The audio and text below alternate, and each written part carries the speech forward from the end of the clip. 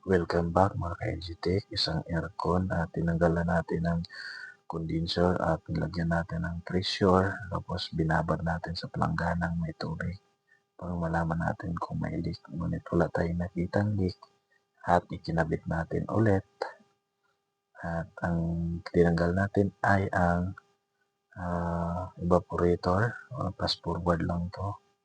So ayan, nakita natin yung leak. Ayan, lumalabas yung hangin. Nilagyan natin ng pressure yan. Okay, gagawin natin, ilublob natin ulit. Okay, nalaman natin kung saan lugar, saan banda yung may leak. Tapos, ang gagawin natin ay lilinisan natin yung kalawang. Tanggalin natin kahit konti lang, dahan-dahan, para madaling kapitan ng silver rod. Okay, so, ngayon, ayan o. So, nahinangan na natin. So, ang gagawin natin ngayon, isusunod natin yung gawin. Ay linisan natin ulit, tanggalin natin yung actually binabaga ko lang yan para lumambot ang mga kalawang. Hindi natin nakita ng video kanina dahil walang tagahawat. So ayan, continue pa rin natin ang ating video. So yung nilinisan na yan ay nandyan po banda ang ating nakitang leak. Ayan, binabad natin ulit. So ayan, mayroon pa rin siyang leak So lagyan natin ng pressure yan. Ayan. Okay. Yan yung condenser niya. So, wala namang leak yan. Ito yung evaporator. Ayan, may leak. Okay. So, ngayon, umpisahan na natin sa paghinang. Okay. Map gas ang ating ginagamit para pwedeng buhatin kahit saan tayo pupunta at pag service. Ayan. Yung init ay tama lang. Steady po yan. So, tutok lang po kayo. Huwag po kayong kumurap. Okay.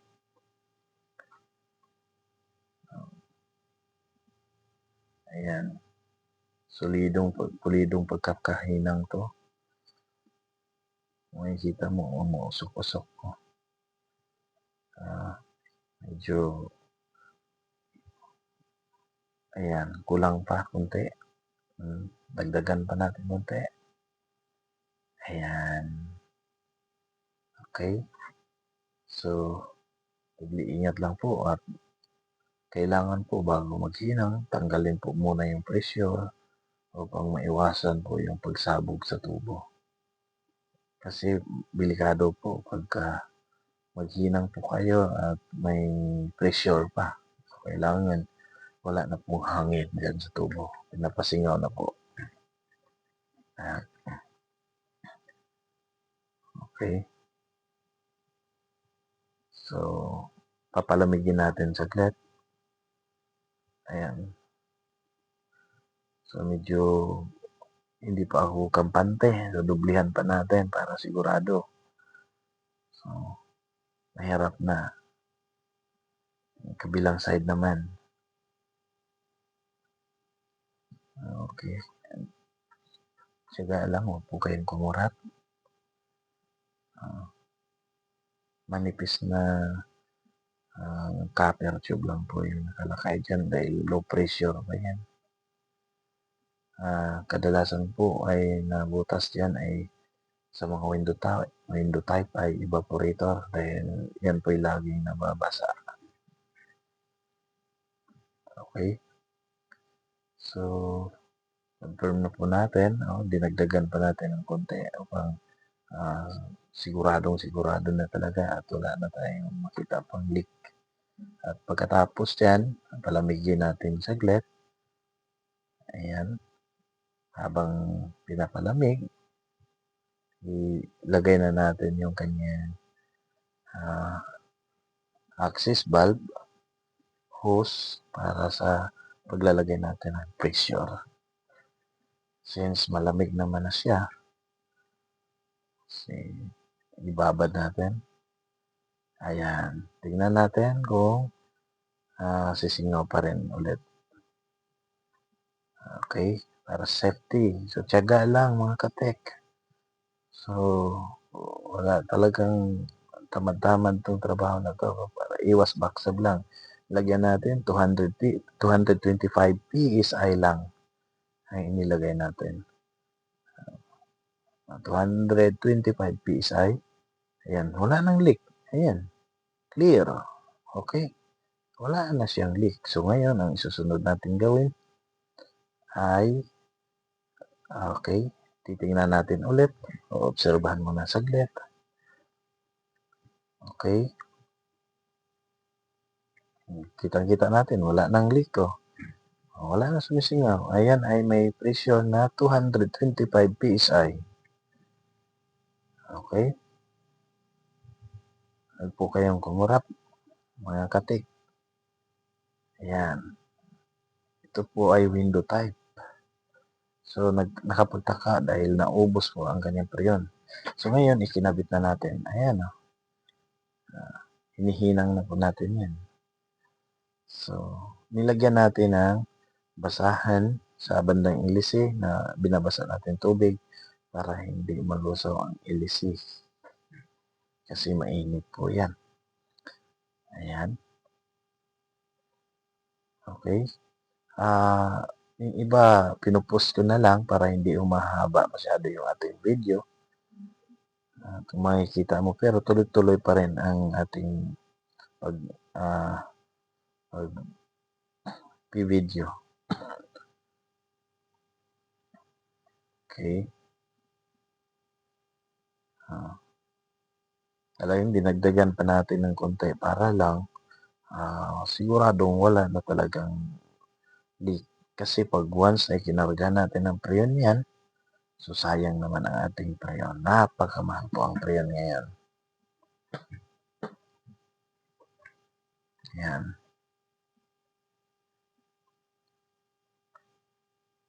Once na nakabit na natin ang kanyang evaporator. So dito naman tayo sa isusunod natin ang kanyang condenser. Okay. Pero bago yan, ihinang muna natin yung tubo na galing sa capillary tube papuntang evaporator. Capillary tube from filter dryer, condenser to filter dryer, tapos capillary tube, yan, dinudugtong natin yan papuntang evaporator. Yan. Tuloy-tuloy lang po ang ating pagpanood para sa ating mga baguhan lang sa ating YouTube channel ay huwag niyo pong kalimutan mag-like at mag-subscribe at i-click na rin sa notification bell upang updated po kayo sa ating isusunod nating mga i-upload na ating mga video. Okay, sana po'y matutunan niyo po at sa mga expert na maki-correction na lang din po kung may mali man ako dito. So, technician lang naman tayo. Kumbaga parang i-share lang din natin to sa mga baguhan lang. So, alam niyo na po ito, mga katek master. Pero para sa mga baguhan lang, okay. Ayan. So, naikabit na rin ang kanyang condenser at evaporator.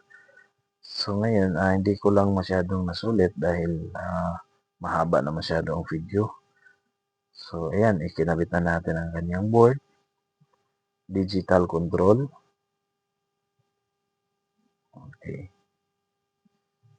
So, tapos na rin po natin once na binaklas na rin natin. So, kini-cleaning na rin natin pero hindi natin na-videohan yung pag-cleaning. Ayan.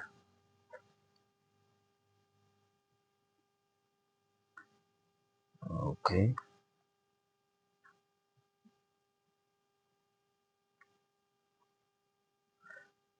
So, nilagyan natin ng yung mga hinihinang natin, nilagyan natin ng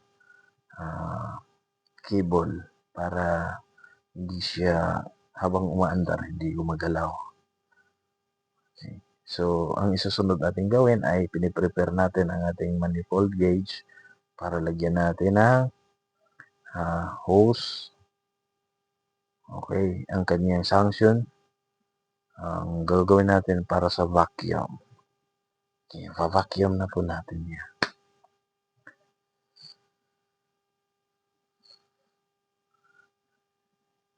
Yan. Ayan, connect natin yung kabila. Yung sa high pressure side tayo ha. High pressure side sa pula. Yun nga lang, yung button ko nagkapalit. Yung blue ay nasa pang low pressure. Pero okay lang yan. Working naman yan eh. Okay. Tsaka natin, naikabit na. Once na naikabit na, sarado muna natin yung kanyang valve. Nakasarado pa po yan. Tapos, paanda rin natin ang kanyang vacuum. Okay. Naka-under yung vacuum. So, tsaka na ipihit yung kanyang valve. Okay. Open na po yan. So, antayin na lang po natin na matapos na ang kanyang pagba-vacuum. Okay. Ayan. Medyo mainit ngayon. Okay. Voice recorded lang po tayo ngayon dahil kanina sa labas napakaingay, napakaraming sasakyan. So, hindi tayo magkakaintindihan kung hindi ko i-voice recorded lang. Okay. So, mukhang patapos ng ating pagbabacuum. So, sarado. Okay. Bukas, sarado. Para malaman natin kung may hangin pa o wala. Ayan, karga na tayo ng prehan. Ayan, ayan, nagkarga na pala tayo ng prehan. Sorry. Okay. Ganun pala ang pagkarga ng prehan. Ang prehan natin ay 410, R410. So, kailangan pagkarga, huwag ibibigla. So, antayin natin. Ayan, umandar na. Pero yung kanyang compressor niyan ay hindi pa umandar. Yung fan lang muna ang umandar. Ayan.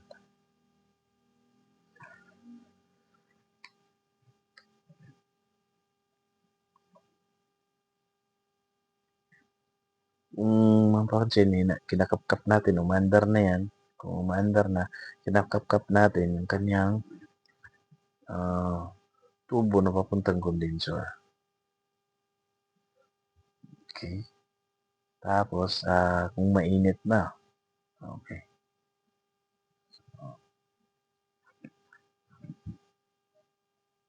Teka. Okay. Naantay lang natin yan. Pagkakarga ng preyon. So,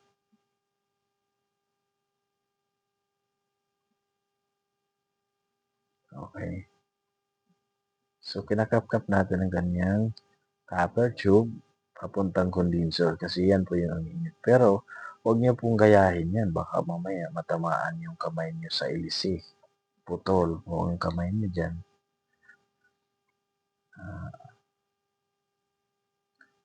Pero sa mga expert na, okay na yan. Ako hindi naman, sa awa ng Diyos, hindi naman ako natamaan yan. Pero yung habang gumagawa ako, mayroon ng lumalapit sa gawa ko, umaandar ng pan at nilapit niya ang kamay niya, kinain at naputol ang kanyang ilisi.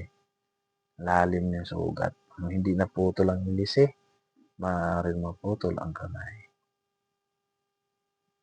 Okay? So, nag-observe na po tayo. Umiikot-ikot ako. Tingnan ko kung mainit ang condenser. Unti-unti lang po tayo nagkakarga ng preyon. Hindi po ito bigla. Pag mga ganitong aircon ay 1.5 HP.